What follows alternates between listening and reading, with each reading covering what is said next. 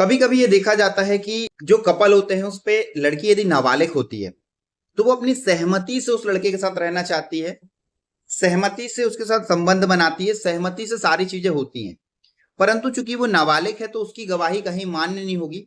नाबालिग की गवाही मान्य नहीं होने के कारण ये होता है फादर और मदर चाहते हैं कि जिस व्यक्ति ने हमारी बेटी के साथ ऐसा किया है आप उसे एफआईआर करके जेल भेज दो।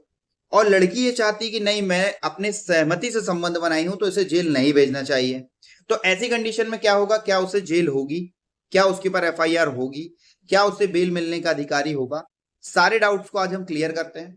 केस को लेकर हम एग्जाम्पल के रूप में समझने की कोशिश करते हैं और उससे हम जानते हैं कि क्या कहता है नियम।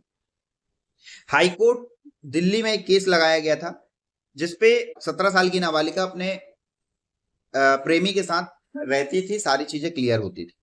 उनके फादर और मदर को पता चला नाबालिग के, तो उन्होंने उस लड़के के खिलाफ करा दी एफआईआर। थाने में जब बयान देने की बारी आई तो लड़की के बयान को जो है वो शून्य मान लिया गया क्योंकि वो नाबालिग थी, और फादर और मदर के बयान के हिसाब से लड़के के ऊपर एफआईआर हो गई। लड़के के ऊपर एफआईआर हो गई और लड़के को जेल भेज दिया गया। जब बेल लगाई गई तो बेल लगाते समय यह बताया गया कि जो लड़की है सर वो अपने सहमति से संबंध बना रही थी, तो ये जो सहमति के संबंध है ये क्रिमिनल संबंध नहीं कहलाएंगे, मतलब एक प्रकार से गैर गैर कानूनी संबंध नहीं कहलाएंगे, ये रोमांटिक संबंध कहलाएंगे। तब दिल्ली हाई कोर्ट के जस्टिस ने एक ऑर्डर दिया कि यदि सहमति से कोई लड़की संबंध बनाती है चाहे वो नाबालिग ही क्यों ना हो तो वो रोमांटिक संबंध के अंतर्गत आएगा, और रोमांटिक संबंध बनाना कोई अपराध की श्रेणी में नहीं आता है।